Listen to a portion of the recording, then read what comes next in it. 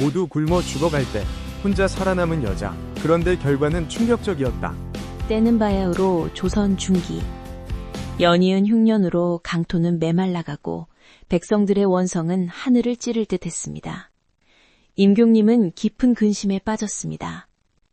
나라는 가난하고 백성은 굶주리는데 장차 이 나라를 이끌 세자빈마저 곳간에 열세나 지키는 편협한 자가 들어온다면 조선의 미래는 없다.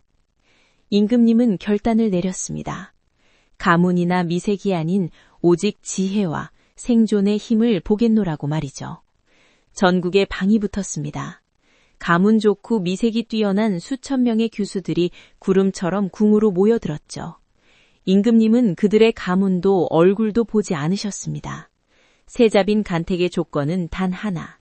궁에서 나누어주는 쌀 한 대로 한 달을 버틴 뒤 가장 풍요로운 모습으로 돌아오는 것이었습니다. 팔도강산에서 모인 수천 명의 지원자 중 1차 심사를 통과한 300명의 규수 앞에 놓인 것은 보잘것없는 쌀 한 대였습니다. 쌀 한 대. 성인이면 사흘, 조금씩 아껴 먹어도 열흘이면 바닥날 양이었습니다. 규수들은 절망했습니다. 궁궐마당엔 찬물이 끼얹은 듯 정적이 흘렀습니다. 처녀들의 눈엔 당혹감과 공포가 서리기 시작했습니다. 이건 우리를 시험하는 게 아니라 모욕하는 것이다. 임금님이 노망이 드신 게 분명해. 어떻게 한 달을 버틴단 말인가. 한 달은 30날, 쌀 한 대를 30으로 나누니 하루에 고작 쌀알 몇십 개 수준이었습니다.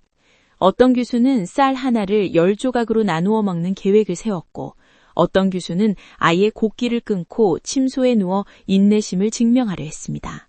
시간이 흐르자 궁궐 밖의 처녀들의 집에서는 곡소리가 흘러나왔습니다. 이건 우리를 시험하는 게 아니라 죽이려는 것이다 라며 포기하는 자들이 속출했죠. 굶주림에 눈이 뒤집힌 처녀들은 서로의 쌀을 훔치려 비열한 술채까지 부리기 시작했죠. 시간이 흐를수록 처녀들의 얼굴은 흑빛으로 변해갔습니다. 아름답던 피부는 까칠해졌고 고왔던 눈매는 초점을 잃었습니다.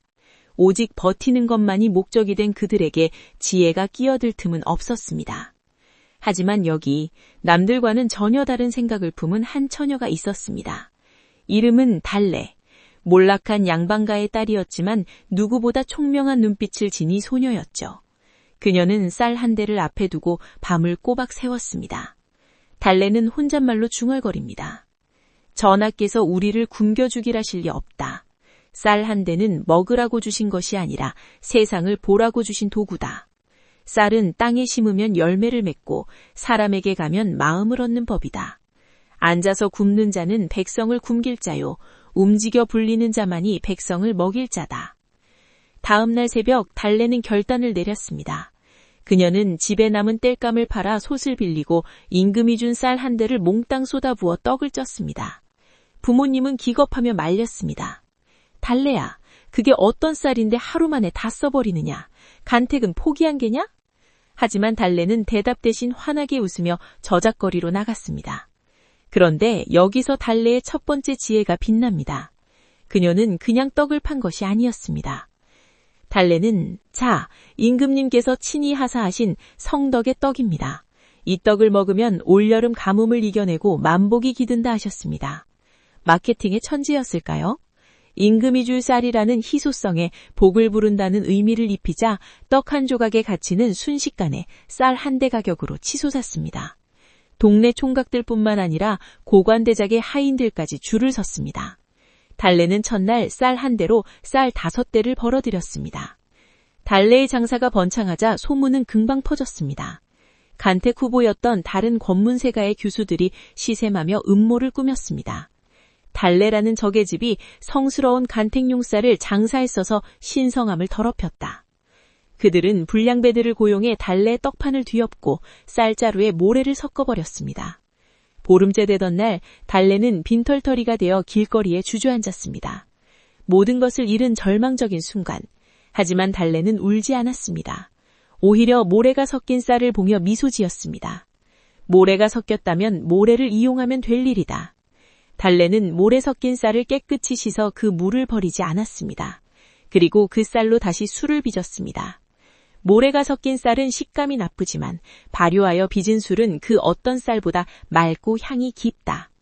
그녀는 술찌꺼기는 가난한 노인들에게 나누어 주어 인심을 얻었고 맑은 술은 주막에 비싼 값에 팔았습니다. 위기를 기회로 바꾸는 달래의 유연함에 시기하던 자들은 오히려 혀를 내둘렀습니다. 한 달이 거의 다 되어갈 무렵 달래의 수중에는 엄청난 양의 쌀과 돈이 모였습니다. 하지만 달래는 여기서 멈추지 않았습니다. 그녀는 그 돈으로 마을의 무너진 우물을 수리하고 굶주린 아이들에게 죽을 쑤어 주었습니다. 마을 노인들이 아가씨, 이 쌀은 임금님께 바쳐야 할 소중한 것 아니오. 왜 우리 같은 노인네들에게 나누어 주는 것이오. 달래는 미소를 지으며 말하였습니다. 전하께서 제게 바라시는 것은 남은 쌀의 양이 아니라 그 쌀로 얼마나 많은 백성을 웃게 했느냐일 것이기 때문입니다. 이 쌀은 제 것이 아니라 원래 전하의 백성들 것이옵니다. 약속된 한 달째 되는 날, 궁궐문이 열리고 수백 명의 처녀가 입장했습니다. 그런데 그 풍경은 눈뜨고 볼 수 없을 만큼 참첩했습니다. 대부분의 처녀들이 제대로 걷지도 못해 가마에 실려오거나 아버지의 등에 업혀왔기 때문입니다. 그들은 아름다운 규수가 아니라 뼈만 남은 산 송장들이었습니다. 어떤 처녀는 영양연소로 머리카락이 빠진 채 가마에 실려왔고 어떤 처녀는 쌀 한 대를 지키려라 세수조차 못해 악취를 풍겼습니다. 그들은 임금 앞에 당당히 남은 쌀을 내밀었습니다. 전하, 저는 한 알도 먹지 않고 지켰나이다. 저는 반대나 남겼나이다. 임금의 안색은 급격히 어두워졌습니다. 이것이 내가 바란 모습이란 말이냐. 저들은 곶감만 지키다 백성을 굶겨 죽일 목석들이로구나.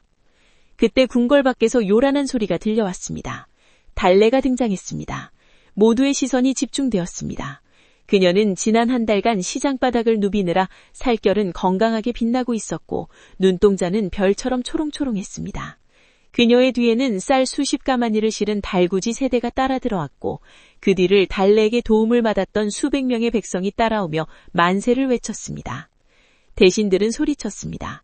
방자하도다. 신성한 간택자리에 저런 천한 백성들을 끌어들이다니 당장 저 처녀를 내쳐라. 하지만 임금은 손을 들어 대신들을 제지했습니다. 그리고 달래에게 물었습니다. 너는 어찌하여 내가 준 쌀보다 수백 배나 많은 쌀을 가져왔느냐? 혹 가문의 재산을 보탠 것이냐? 달래는 임금 앞에 절을 나오며 청아하고 힘있는 목소리로 말하였습니다. 전하, 전하께서 주신 쌀 한 대 안에는 조선의 사계절이 들어있었습니다. 앉아서 먹으면 사흘의 목숨이나 세상에 뿌리면 만 명의 생명이 됩니다.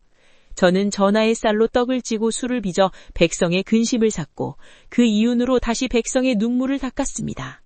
여기 가져온 쌀은 제 공이 아니라 전하의 은덕이 백성들의 땀과 섞여 되돌아온 결과일 뿐입니다. 장내가 정적에 휩싸였습니다. 굶어서 뼈만 남은 다른 규수들은 고개를 숙였습니다. 임금의 눈가에 이슬이 맺혔습니다. 임금님은 크게 웃으며 자리에서 일어나 직접 달래에게 다가갔습니다. 장하구나. 참으로 장해. 다른 이들은 내가 준 것을 빼앗길까봐 벌벌 떨며 움켜쥐다 스스로를 망쳤구나. 너는 그것을 세상에 던져 더 큰 가치를 만들어냈구나. 백성을 먹여 살릴 국모의 자질은 바로 그런 생산과 지혜에 있는 법이다. 대신들과 모든 사람들 앞에 임금님이 말씀하셨습니다. 보았느냐? 저것이 바로 내가 찾던 국모의 자격이다. 재물을 쌓아두는 자는 도둑이요. 재물을 흘려보내 사람을 얻는 자는 군주다. 달래말로 진정으로 쌀 한 대의 무게를 아는 자로다. 그날로 달래는 세자빈으로 간택되었습니다. 달래는 세자빈을 거쳐 훗날 가장 존경받는 왕후가 되었습니다. 그녀는 궁궐 안에서도 검소함을 유지했고 가뭄이 들 때마다 직접 저작거리로 막아 백성들의 목소리를 들었다고 전해집니다. 지금 여러분의 손에는 무엇이 들려 있습니까? 혹시 이것밖에 안 돼 라며 절망하고 계시는 않나요? 오늘 이야기 속 달래가 보여준 것은 단순한 행운이 아닙니다. 주어진 자원이 아무리 적더라도 그것을 어떻게 활용하느냐에 따라 운명은 180도 달라질 수 있다는 진리입니다. 부족해, 안 돼, 이것으론 아무것도 할 수 없어 라며 움켜쥐고 굶어 죽어가고 있진 않나요? 달래의 지혜는 많이 가진 것에 있지 않았습니다. 가진 것을 어떻게 순환시킬 것인가를 고민하는 용기에 있었습니다. 인생이라는 거대한 파도 앞에서 우리에게 주어진 시간과 재능은 어쩌면 쌀 한 대에 불과할지도 모릅니다. 하지만 그것을 떡으로 만들지 술로 빚을지 아니면 그냥 썩을지는 오직 당신의 선택에 달려 있습니다. 오늘 이야기가 당신의 가슴에 작은 불꽃이 되었기를 바랍니다. 시청해 주셔서 감사합니다.